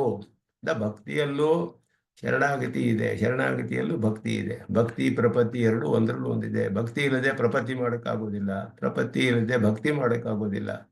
ಎರಡು ಕೂಡ ಮುಂದೆ ಆಳವಂದಾರು ಹೇಳ್ತಾರೆ. ತ್ರಿಭಿರನ್ಯೋನ್ಯ ಸಂಗಮಃ ಅಂತ ಶ್ಲೋಕದಲ್ಲಿ ಹೇಳ್ತಾರೆ. ಇಲ್ಲಿ ಪ್ರಧಾನವಾಗಿ ಇಲ್ಲಿ ಶಾಸ್ತ್ರಾರ್ಥ ಸಾರ ಇಲ್ಲಿ ಹೇಳಲ್ಪಟ್ಟಿದೆ ಅಂತ ಹೇಳಿದ್ರು. ಎಲ್ಲವೂ ಪರಮಾತ್ಮನ ಅಧೀನ ಅನ್ನೋದು ದೊಡ್ಡ ಮುಖ್ಯವಾದ ಹೆಸರು. ಮತ್ತೆ ಕರ್ಮಕ್ಕೆ ಹೇಗೆ ನಾವು ಅಕರ್ತೃತ್ವ ಅನುಸಂಧಾನ ಮಾಡಬೇಕು, ದೈವಂ ಚೈವಾತ್ರ ಪಂಚಮಂ ಇದೆಲ್ಲ ಹೇಳಲ್ಪಟ್ಟಿದೆ. 5 ವಿಷಯಗಳಿದೆ ಎಲ್ಲ ಕರ್ಮವನ್ನು ಮಾಡೋದಕ್ಕೆ. ಸರ್ವಸ್ಯ ಚಾಹಂ ಹೃದಯ ಸನ್ನಿವಿಷ್ಟ ಮತ್ತಸ್ಮೃತಿ ಜ್ಞಾನಮಂ, ಇದು ಹಿಂದೆ ಹೇಳಿದ ವಿಷಯ, ಅದನ್ನ ಇಲ್ಲಿ ಜ್ಞಾಪಿಸ್ತಾರೆ ಸ್ವಾಮಿ ದೇಶಿಕನು. ಈಶ್ವರ ಸರ್ವಭೂತಾನ, ಇದು ಇಲ್ಲಿ ಹೇಳಿರುವಂತಹದ್ದು.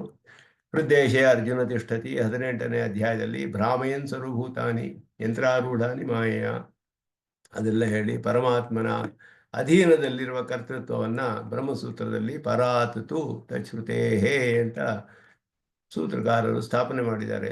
ಪರಮಾತ್ಮನಿಂದ ಕೊಡಲ್ಪಟ್ಟ ಕರ್ತೃತ್ವ, ನಿಮಗೆ ಸ್ವತಂತ್ರವಾಗಿ ಕರ್ತೃತ್ವ ಅನ್ನೋದು ಉಂಟಾಗಿಲ್ಲ, ಪರಮಾತ್ಮನ ಅನುಗ್ರಹದಿಂದ ಕೊಡಲ್ಪಟ್ಟದ್ದು. ಆಗಿರುವಾಗ ಇವನು ಹೇಗೆ ಮಾಡ್ತಾನೆ, ಏವಂ ಪರಮಾತ್ಮ ಆಯತ್ತೆ ಜೀವಾತ್ಮನಃ ಕರ್ತೃತ್ವೇ ಜೀವಾತ್ಮ ಕರ್ಮಣಿ ಅನಿಯೋಜ್ಯ ಭವತಿ. ಅವನು ಹೇಗೆ ಪರಮಾತ್ಮನ ಅಧೀನದಲ್ಲಿದ್ದರೆ ಇವನನ್ನು ಹೇಗೆ ಅವನು ನೀನು ಮಾಡು ಅಂತ ಹೇಳ್ತಾನೆ, ಅವನ ಅಧೀನದಲ್ಲಿ ಇಟ್ಕೊಂಡು. ನನ್ನ ಅಧೀನದಲ್ಲಿ ಒಬ್ರು ಇರುವಾಗ ನಾನು ನೀನು ಸ್ವತಂತ್ರವಾಗಿ ಮಾಡು ಅಂತ ಹೇಳಕ್ ಸಾಧ್ಯವೇ? ನಾನೇ ಮಾಡಿಸ್ಬೇಕು ಅವನ ಹತ್ರ. ಅವನು ಹೇಗೆ ಮಾಡ್ತಾನೆ? ವಿಧಿ ನಿಷೇಧ ಶಾಸ್ತ್ರಾಣಿ ಅನರ್ಥಕಾನಿ ಸ್ಯುಹು ಅಂತ ಹೇಳಿದ್ರೆ ಸೂತ್ರಕಾರರು ಅದನ್ನು ಪರಿಹಾರ ಮಾಡ್ತಾರೆ. ಸೂತ್ರಕಾರೇಣ ಏವ ಪರಿಹೃತಂ ಕೃತ ಪ್ರಯತ್ನಾಪೇಕ್ಷಸ್ತು ವಿಹಿತ ಪ್ರತಿಷಿದ್ಧ ಅವೈರ್ಥ್ಯಾದಿಭ್ಯ ಅಂತ ಸೂತ್ರ. ವಿಹಿತ ಅಂದರೆ ವಿಧಿಸಲ್ಪಟ್ಟಿದ್ದು ವೇದದಲ್ಲಿ, ಪ್ರತಿಷಿದ್ಧ ಅಂದರೆ ನಿಷಿದ್ಧವಾದದ್ದು.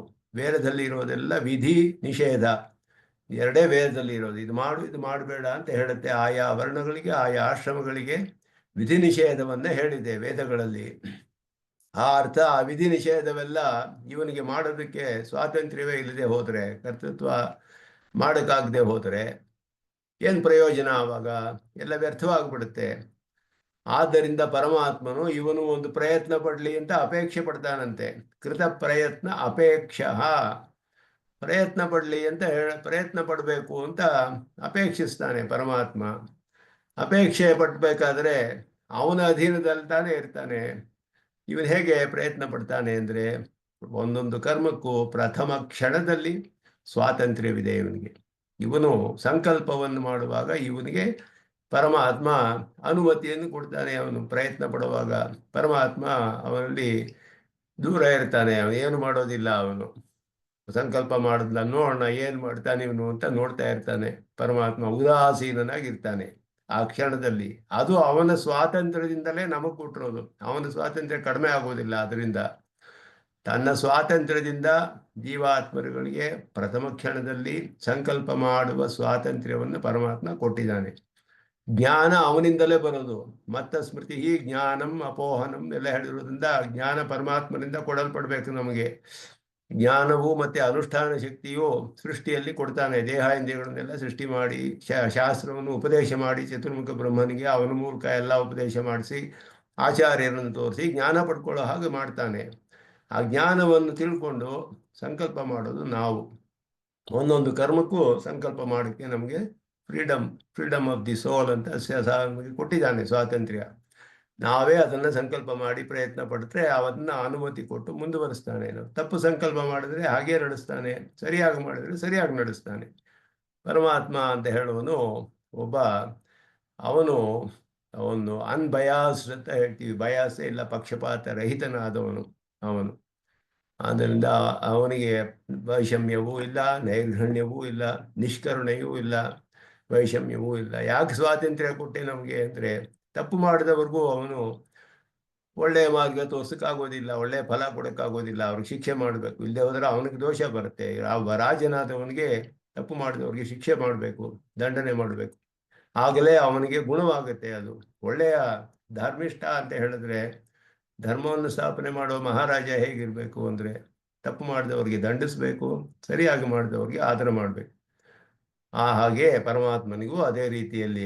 ಆದ್ದರಿಂದ ಶಾಸ್ತ್ರವನ್ನು ಕೊಟ್ಟು ವಿಧಿ ನಿಷೇಧವನ್ನೆಲ್ಲ ಹೇಳಿ ಅದಕ್ಕೆ ವಿರುದ್ಧವಾಗಿ ಹೋಗುವವರಿಗೆ ಅವನು ಶಿಕ್ಷೆ ಕೊಡ್ತಾನೆ.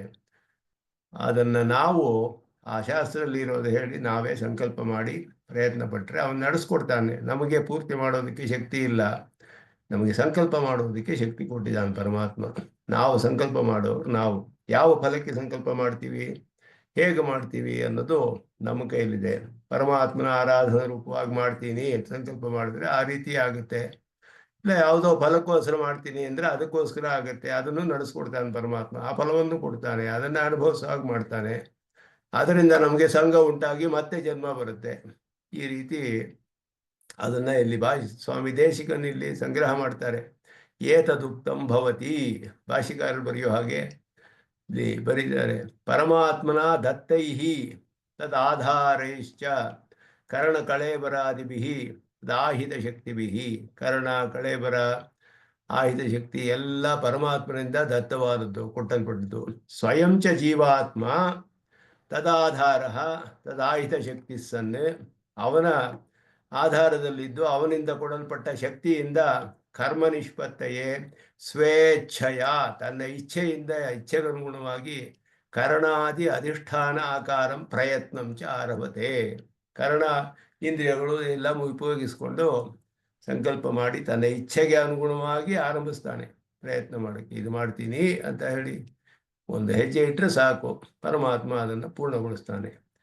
ತದಂತರವಸ್ಥಿತ ಪರಮಾತ್ಮ ಸ್ವ ಅನುಮತಿದಾನೇನ, ಅನುಮತಿ ಕೊಟ್ಟು ತಂ ಪ್ರವರ್ತಯತಿ.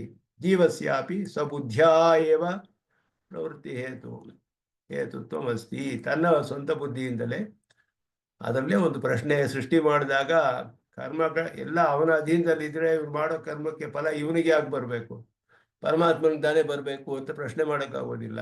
ಇವನೇ ಸ್ವಂತ ಇಚ್ಛೆಯಿಂದ ಸಂಕಲ್ಪ ಮಾಡಿ ಮಾಡ್ತಿರೋ ಕರ್ಮಗಳಿದೆಲ್ಲ. ಪರಮಾತ್ಮ ಏನಿದ್ರು ಮಾಡಿಸ್ತಾನೆ, ಅಷ್ಟೇನೆ ನಡೆಸ್ಕೊಡ್ತಾನೆ ಹೊರತು ಸಂಕಲ್ಪ ಮಾಡಿದವನು ಏನು ಮಾಡಬೇಕು ಅಂತ ಜೀವಾತ್ಮನೇ. ಅದು ಸ್ಪಷ್ಟವಾಗಿ ಅಲ್ಲಿ ಅದೆಲ್ಲ ಬರುತ್ತೆ. ಬಹಳ ವಿಸ್ತಾರವಾದ ಅಲ್ಲಿ ವಿಚಾರ ಭಾಷ್ಯದಲ್ಲಿ ಬರುತ್ತೆ, ಗೀತಾ ಭಾಷ್ಯದಲ್ಲಿ. ಅದಕ್ಕೆ ಒಂದು ಉದಾಹರಣೆಯನ್ನು ಕೊಡ್ತಾರೆ ಭಾಷ್ಯಕಾರರು. ಒಂದು ಗುರುತರ ಶಿಲಾಮಹೀರುಹಾದಿ ಚಲನಾದಿ ಫಲ ಪ್ರವೃತ್ತಿಸು. ಒಂದು ಭಾರವಾದ ಒಂದು ದೊಡ್ಡ ಕಲ್ಲು ಬಂಡೆಯೋ ಇಲ್ಲ ಒಂದು ಮರದ ಒಂದು ದಿಣ್ಣೆ ಏನೋ ಒಂದಿದೆ, ಕಂಬವೋ ಏನೋ, ಅದನ್ನು ಹೊತ್ಕೊಂಡು ಹೋಗಬೇಕು. ಅದು ಹೊತ್ಕೊಂಡು ಹೋಗೋಕ್ಕೆ ಒಂದು 8-10 ಜನ ಹೊತ್ಕೊಂಡು ಹೋಗ್ತಾರೆ. ಒಬ್ಬೊಬ್ಬರಿಗೂ ಕರ್ತೃತ್ವ ಇದೆ ಸ್ವತಂತ್ರವಾಗಿ.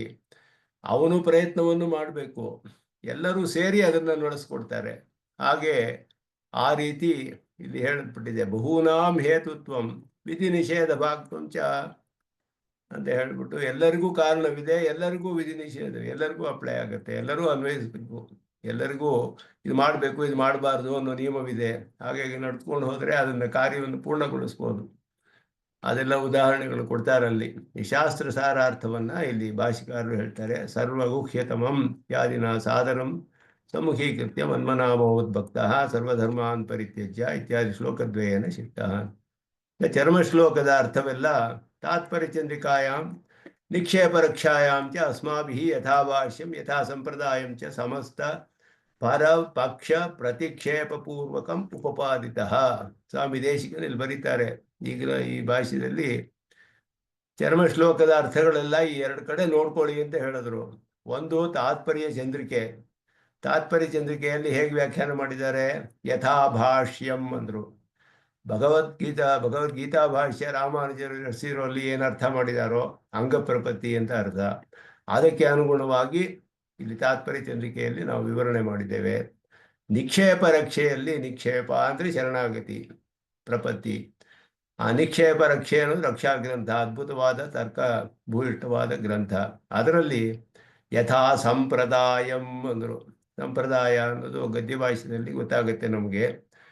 ಶರಣಾಗತಿ ಗದ್ಯವನ್ನು ಭಾಷಿಕಾರರು ಅನುಷ್ಠಾನ ಮಾಡಿ ಅದನ್ನು ನಮಗೆ ಉಪದೇಶ ಮಾಡಿ ಆ ಗದ್ಯ 3 ಗದ್ಯಗಳಲ್ಲಿ ಗದ್ಯತ್ರಯದಲ್ಲಿ ನಮ್ಮ ಪೂರ್ವಿಕರೆಲ್ಲ ಮಾಡಿರೋದು, ಆಳ್ವಾರರು ಎಲ್ಲ ಮಾಡಿರುವಂತಹದ್ದು ಸಂಪ್ರದಾಯದಲ್ಲಿ ಸ್ಪಷ್ಟವಾಗಿ ಸ್ಥಾಪಿಸಲ್ಪಟ್ಟದ್ದು.